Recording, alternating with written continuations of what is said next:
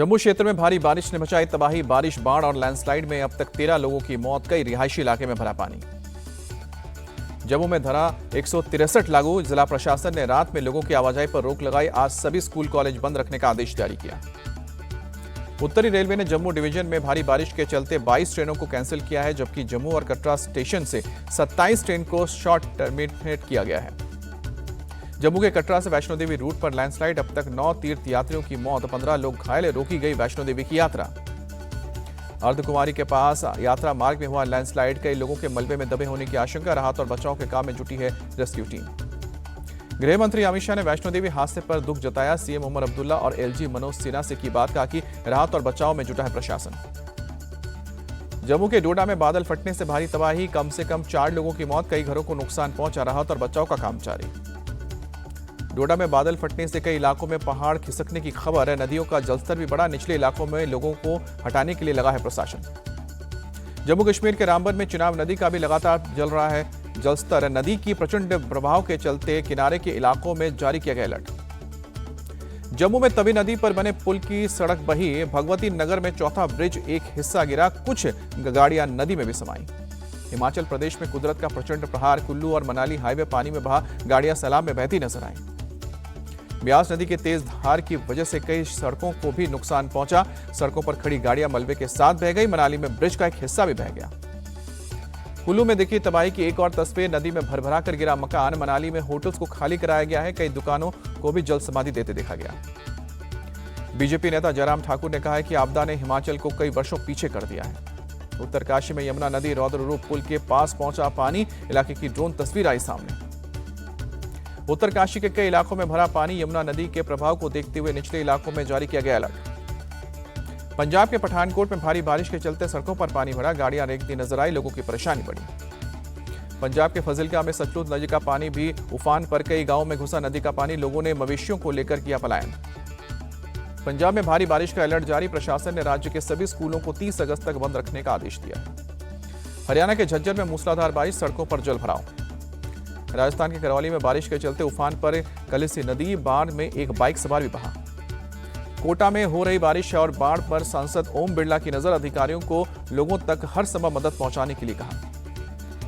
भारत पर आज से लागू होगा अमेरिका का 25% अतिरिक्त टैरिफ। ट्रंप सरकार ने जारी किया भारत से 50% टैरिफ वसूलने का नोटिस। अमेरिकी नोटिस के मुताबिक रूस से तेल खरीदने के जुर्माने के तौर पर लगाया गया है अतिरिक्त टैरिफ। राष्ट्रपति ट्रंप ने कहा कि रूसी तेल की खरीद को रोकना है मकसद। अमेरिका भारत के श्रम प्रधान वस्तुओं जैसे झींगा, वस्त्र, चमड़ा और आभूषण पर लागू कर रहा है टैरिफ। फार्मास्यूटिकल्स, इलेक्ट्रॉनिक्स और पेट्रोलियम जैसे उत्पाद टैरिफ से मुक्त रहेंगे। कृषि मंत्री शिवराज सिंह चौहान ने ट्रंप के टैरिफ को बताया दादागिरी। कहा कि अमेरिका भारत को डराने की कोशिश कर रहा है, लेकिन ये नया भारत है, किसी से नहीं डरता। शिवराज सिंह ने अमेरिकी प्रेशर के आगे नहीं झुकने का भी भरोसा दिया। कहा कि किसानों और पशुपालकों के हित से कोई समझौता नहीं होगा। दिल्ली के पूर्व मंत्री और आम आदमी पार्टी के नेता सौरभ भारद्वाज से हॉस्पिटल कंस्ट्रक्शन स्कैम मामले में 18 घंटे तक चली ईडी की पूछताछ। रात करीब 2 बजे सौरभ के घर से निकली ईडी की टीम। ईडी की टीम के जाते ही आम आदमी पार्टी के कार्यकर्ताओं ने सौरभ भारद्वाज को कंधे पर उठाया। केंद्र सरकार के खिलाफ जमकर नारेबाजी। सौरभ भारद्वाज ने आज बड़ा खुलासा करने का ऐलान किया। कहा कि जब चोर और ईमानदार दोनों के घर पर ईडी कर रही है रेड, तो भला कोई ईमानदार कैसे रहे। सौरभ के घर पर मौजूद पूर्व सीएम अतिशी ने ईडी की रेड के बहाने केंद्र पर निशाना साधा। कहा कि लोगों का ध्यान भटकाने के लिए सरकार ने करवाई ईडी की रेड। आप नेता संजीव झा ने सौरभ भारद्वाज पर ईडी की रेड को बताया राजनीतिक बदले से प्रेरित। कहा कि वो हमें डराना चाहते हैं। दिल्ली सरकार के मंत्री मनजिंदर सिंह सिरसा ने ईडी की कार्रवाई को सही ठहराया। कहा कि अस्पताल निर्माण के नाम पर भारद्वाज ने हजारों करोड़ का भ्रष्टाचार किया। बिहार में राहुल गांधी की वोटर अधिकार यात्रा का आज 11वां दिन। दरभंगा से आज मुजफ्फरपुर होते हुए सीतामढ़ी जाएगी यात्रा। राहुल की वोट अधिकार यात्रा में आज तमिलनाडु के सीएम एमके स्टालिन और सांसद कनिमोई होंगे शामिल। प्रियंका गांधी आज लगातार दूसरे दिन भी यात्रा में रहेंगी मौजूद। राहुल गांधी 28 अगस्त को सीतामढ़ी में ऐतिहासिक गांधी मैदान में प्राचीनतम जानकी मंदिर तक करेंगी रोड शो। जानकी मंदिर में सीता के दर्शन और पूजा अर्चना के बाद शुरू करेंगे यात्रा। वोटर अधिकार यात्रा में मंगलवार को हुई प्रियंका गांधी की एंट्री। राहुल गांधी के साथ तेलंगाना के सीएम रेवंत रेड्डी भी नजर आए। राहुल गांधी का बीजेपी पर हमला। कहा कि अमित शाह को कैसे पता बीजेपी सरकार 40 से 50 साल रहेगी। अब समझ में आया क्योंकि वोट चोरी हो रही थी। प्रियंका गांधी ने भी बिहार की जनता को किया आगाह। कहा कि बीजेपी के लोग वोट, नौकरी और नागरिकता चुरा रहे हैं।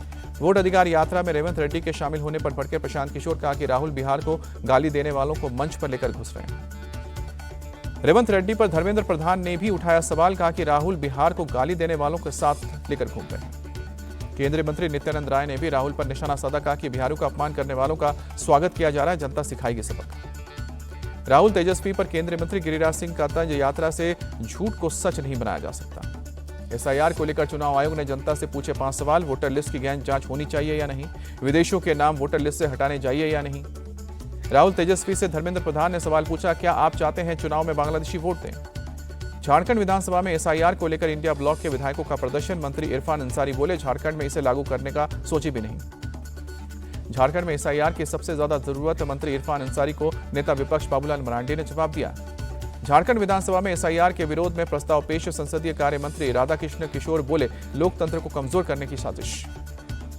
पीएम हमें चोर कहेंगे इसकी उम्मीद नहीं थी। सीएम ममता बनर्जी बोली, उन्हें कुर्सी का तो सम्मान करना चाहिए था।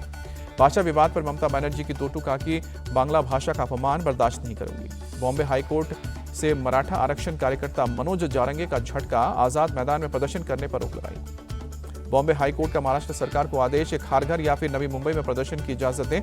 गणेश उत्सव में इस तरह के प्रदर्शन नहीं हो सकते।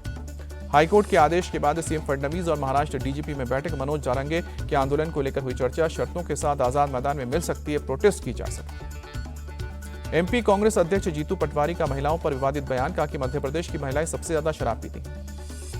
जीतू पटवारी के बयान पर भड़के सीएम मोहन यादव, कहा कि माफी मांगने की बात कही, कहा कि कांग्रेस नेताओं ने महिलाओं का अपमान किया। जीतू पटवारी के बयान पर एमपी में सियासत, बीजेपी ने कांग्रेस से बयान पर माफी मांगने के लिए कहा। जीतू पटवारी की सफाई, कहा कि एजेंसियों की रिपोर्ट के आधार पर बयान दिया है। मोहन सरकार मुझे घेरना चाहती है।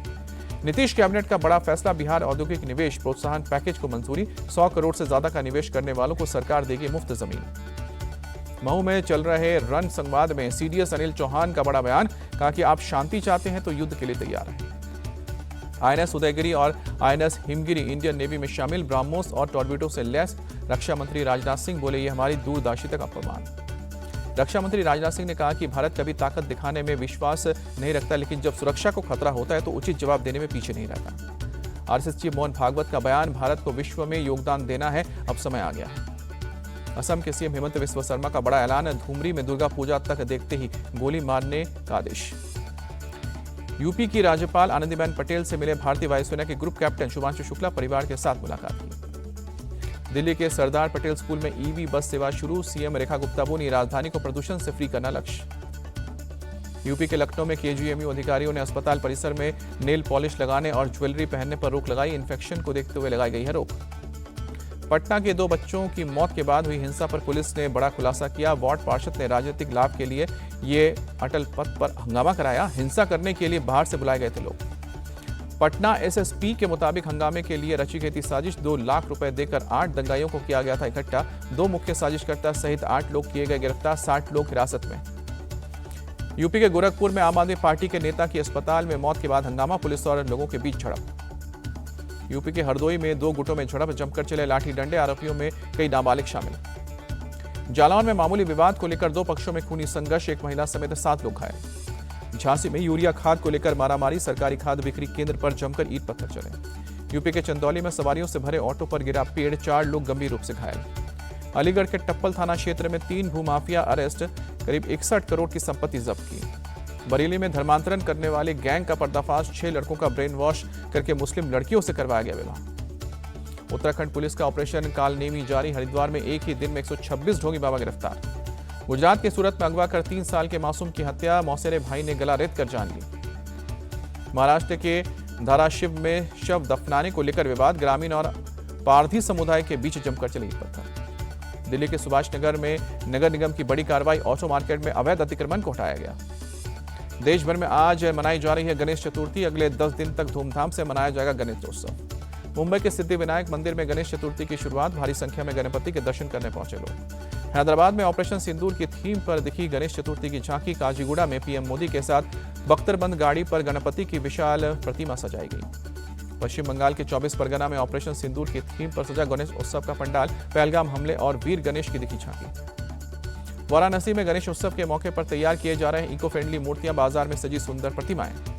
गणेश चतुर्थी के मौके पर पुरी के तट पर सैंड आर्टिस्ट सुदर्शन पटनायक ने 1,500 नींबू से बनाया गणपति का सैंड आर्ट। आत्मनिर्भर भारत, मेक इन इंडिया और ब्राह्मोस की हाईलाइट किया। दिल्ली में पतंजलि संस्था का हरियाली तीज महोत्सव। भारत में नेपाल के राजदूत शंकर प्रसाद और मंत्री प्रवेश वर्मा शामिल हुए। स्वामी रामदेव ने लोगों को भेजा वीडियो मैसेज।